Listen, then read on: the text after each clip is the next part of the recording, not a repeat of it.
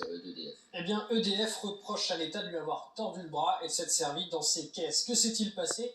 Il y a 3 semaines, le prix d'électricité, prix européen qui est fixé par l'offre et la demande sur le sol européen en électricité, il s'est envolé, notamment du fait de l'envolée du prix du gaz, vous savez que c'est lié, et en théorie, le prix de l'électricité au détail devait donc flamber avec une augmentation qui devait atteindre plus 44,5%. Impensable, surtout à 3 mois de l'élection présidentielle.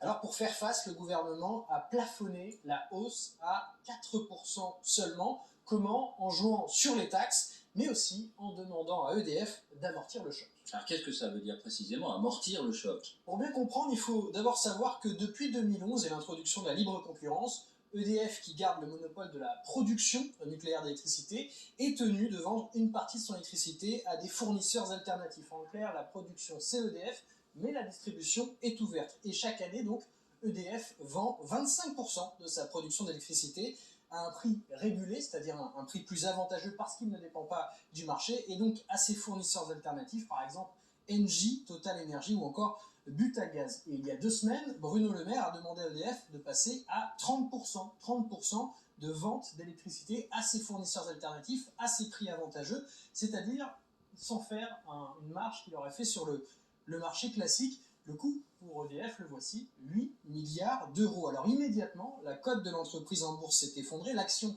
EDF a plongé, elle a plongé de 15%, et des agences de notation, par exemple l'agence Fitch, ont dégradé la note d'EDF. Écoutez à ce sujet, au sujet de la grève, Christophe Castaner, et puis la réponse du secrétaire général de Force ouvrière.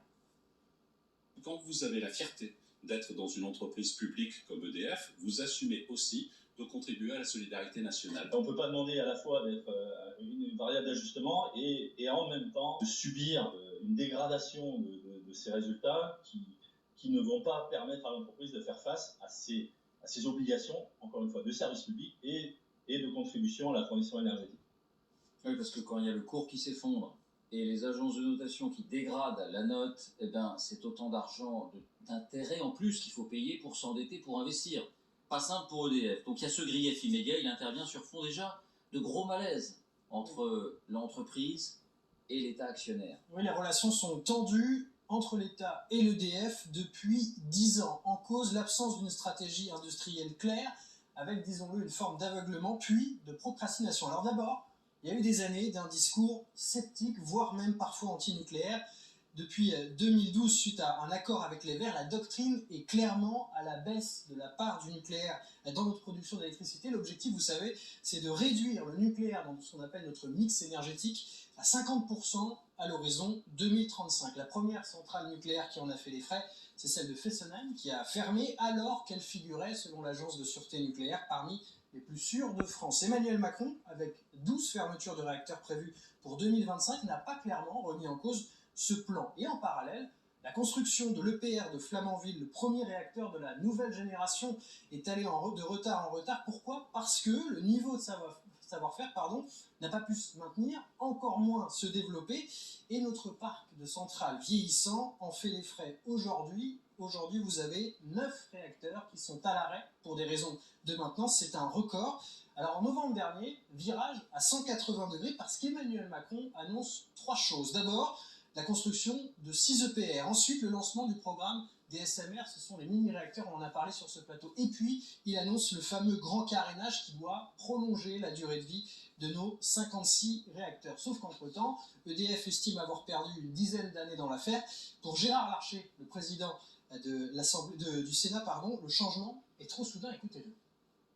Souvenez-vous, 2017, on confirme la fermeture de Fessenheim. 2018, on annonce l'arrêt pour 2035 de 14 réacteurs. Et puis, à quelques mois, demi-tour, on annonce qu'il faudra investir dans le nucléaire, dans des petites centrales. Je crois que c'est illustratif de l'absence de stratégie globale du président de la République.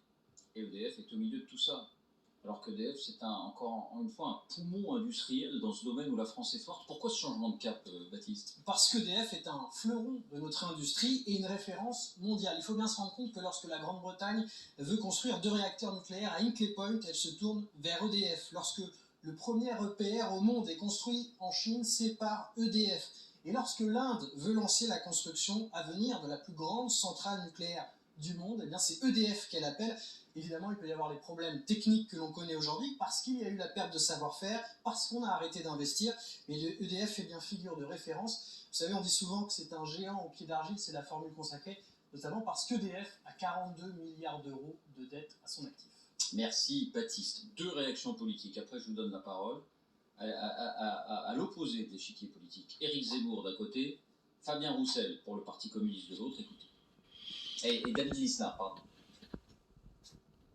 C'est très grave ce qui est en train de se passer, car le gouvernement, pour des raisons démagogiques, est en train de tuer EDF. On est en train de bazarder le legs des Français et du général de Gaulle. On a abandonné une ambition nucléaire, on est en train de sacrifier EDF pour des mesures préélectorales conjoncturelles. Géraldine, est-ce qu'on est en train de scier la branche sur laquelle on est assis parce que